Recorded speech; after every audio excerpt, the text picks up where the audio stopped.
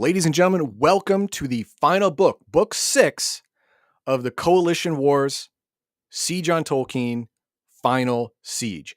Now, for those of you who haven't read or watched, 1 through 5 in this series, the reason I'm doing 6 now is because the last time we spoke to Kevin Sambita, he said that, you know what, there's some stuff in this book that I wish was in book 1 because it really would help the player and game master understand everyone's motivations, what's in their head, and it'll really make a campaign better.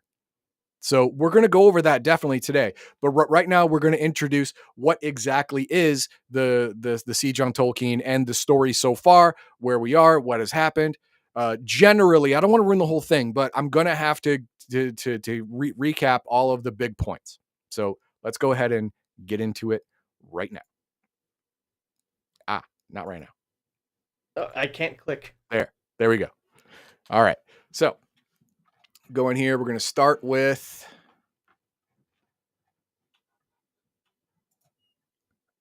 we're going to start. You know what? We're going to start with me doing a voiceover because the whole recap thing isn't going to be here. So the whole idea of the Siege on Tolkeen series is that the Coalition States have worked for years to make Tolkeen and Freehold and Magestock, the tri-state area of the Kingdom of Tolkeen, an enemy. They've used propaganda. They've flat out lied. You know, every single magical thing that's happened that's bad in the Iowa area is the fault of Tolkeen, and they are evil and they hate us. Where is Tolkeen? It is just north of the Iowa border. Oh. If I can find the map, there's a really bad map in here. It's not a good map. It's a bad map.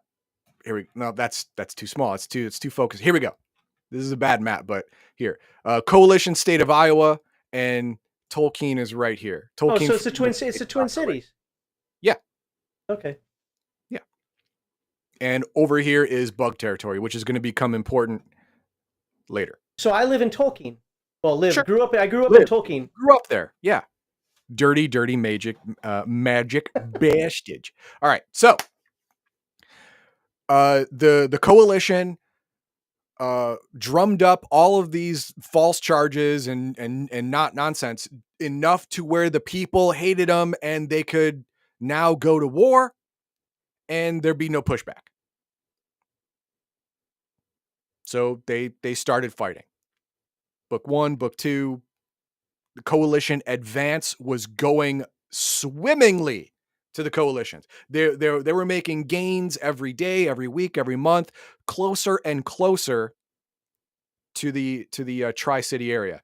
And then book 3 came out, The Sorcerer's Revenge. This was the big push against the CS by Tolkeen, and it was wildly effective.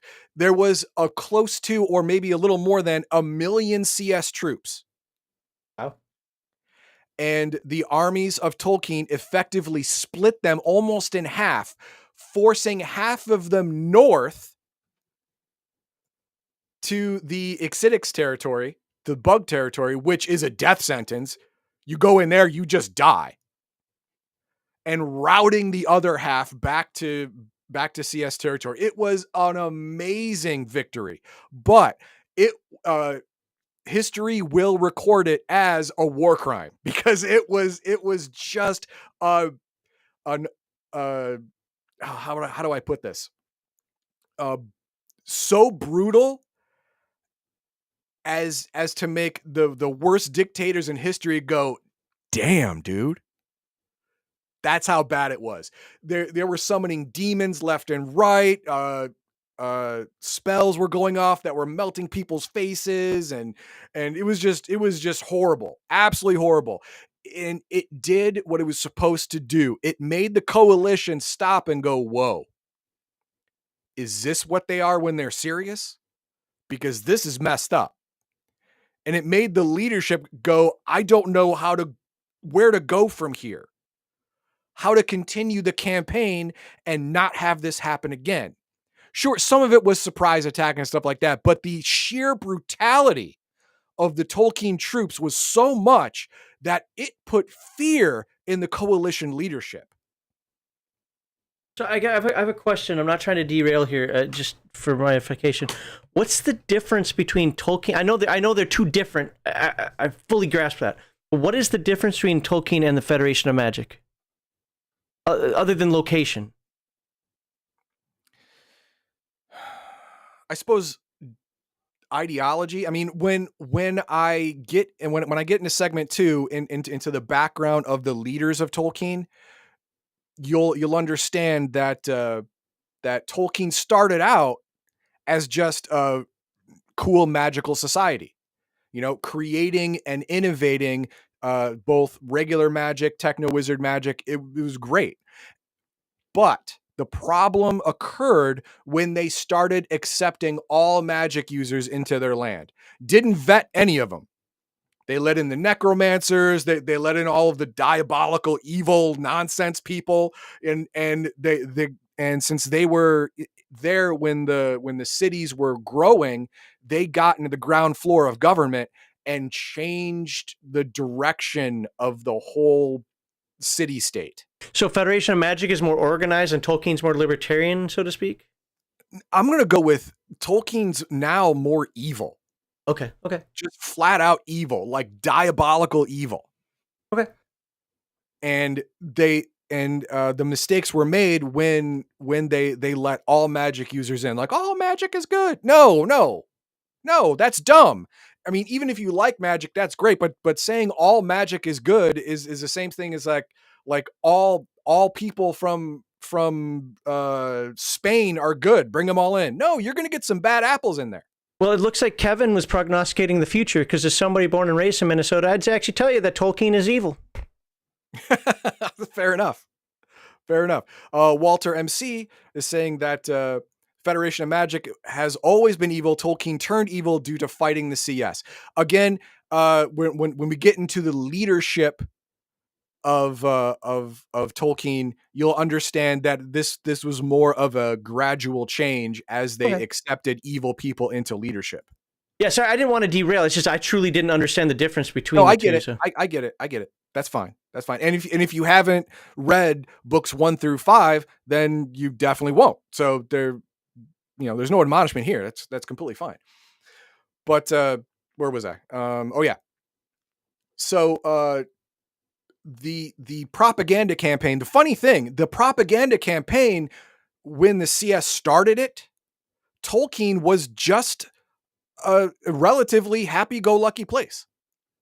They were not trying to screw around with the coalition. They were just trying to live their lives, man. That's it. It was coalition pressure that caused all of these powerful evil sorcerers and necromancers and stuff to say, hey, you put me in a position of leadership. I can help fight this. And in desperation or short-sightedness, lack of foresight, that was allowed to happen. And slowly but surely, Tolkien became more and more apparently evil because the people in charge were now not only evil, but doing subjectively evil things. So by the time book 6 comes around, book 5 comes around, Tolkien is just a bastion of evil. I mean, the Council of 12, which I'm going to get into in segment 2, fully half of them are either diabolical evil or at best anarchist, like at best. So yeah, it became top down, just saturated with bad guys. Now, is that because of the coalition's war on them? First propaganda, then regular? Or is it just bad policy letting bad apples rot the entire basket? Personally, I think it's both. But the reader's, opinion may vary. All right. So where were we before? Okay. So I stopped at the Source of Revenge. Half of the army was sent to die in bug territory. The other half was routed and demoralized. Absolutely demoralized. Now, this is where Tolkien got a little full of themselves.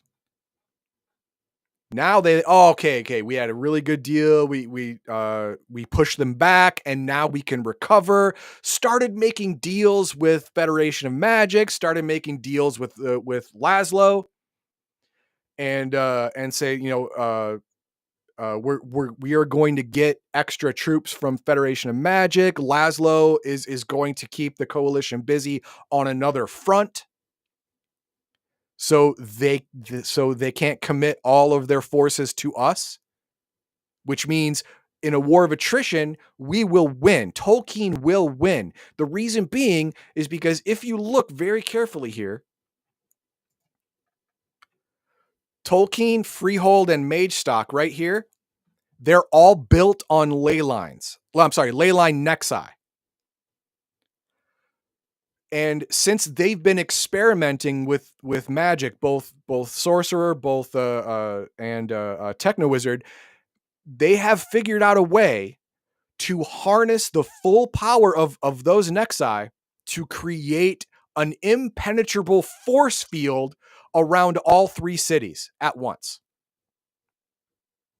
They have enough supplies to outlast a coalition army, especially if they're getting fresh troops from the Federation of Magic, and Laszlo is keeping the coalition busy fighting on another front. This is the best case scenario for Tolkien. It's great. They're going to win either by brute force or attrition. Either way, it's going to happen. And they're loving it. They are loving it. One problem, though. They got a little full of themselves. Got a little bit too haughty. Complacent. They figured the force they sent into bug territory was super dead. And you know what? For that thinking, I can't blame them. Because if you don't know Ixidix or Cyidix or whatever, however you pronounce it, bug folk. If you're not a bug, they try and kill you. That's it. And there's hundreds of thousands, if not millions of them here. So you go into their territory, you just die. You die slowly, painfully, quickly, painfully. The operative word here is painfully. And then you die. And that's it. And I cannot blame them for thinking that. I can't. But in thinking that so hard that you do not defend your northern border at all is stupid. Absolutely stupid. But that's exactly what happened. Yeah, wouldn't you want to at least protect it or have scouts out there to look in case the bugs decide to, get uppity? Even if you weren't expecting the coalition. They have like bug detectors or some other nonsense. Oh, okay, okay. But there was no standing army, a garrison, a proper garrison force. There was a token garrison, but not a proper garrison force that is commensurate with the idea that we are currently at war. It wasn't that level of garrison force, not enough. And what happened was that General Jericho Holmes didn't die. His 400,000 troops that went into bug territory didn't die. They came back hard and basically won the war for the coalition. And that's what we're going to get into in segment 2. The triumphant return. I thought that was segment 3. Wasn't 2 Actually, the no, play? 2 is the players. I'm sorry. I must have misspoke because it goes directly into from here to there. Okay. So it's supposed to be. I'm sorry. I misspoke. But General Jericho Holmes comes back and almost single-handedly wins the war for the coalition. If not for him, it would have been a war of attrition, and the coalition could have lost. So that's what we have for right So now. Do you have I'm going to anything, put this on the Stard? screen. I just got one that I'm putting on the screen because most of it was trying to explain what the Tolkien and so forth was.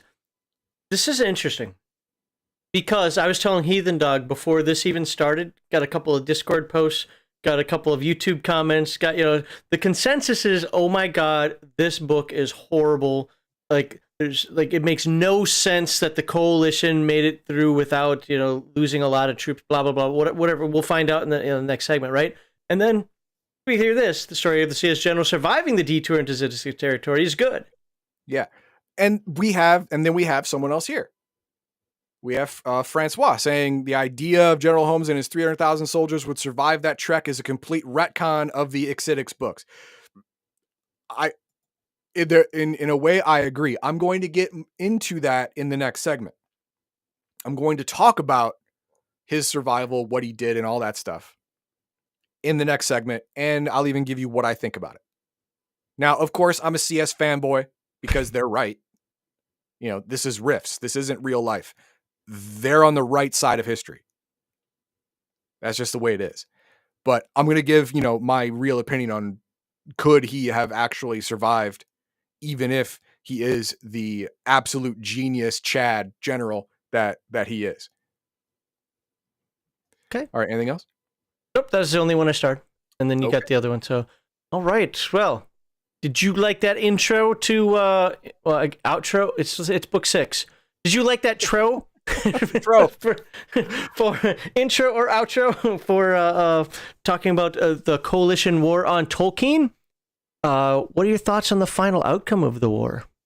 What are your thoughts on Tolkeen being in Minnesota, my home state, and everything bad happens in Minnesota?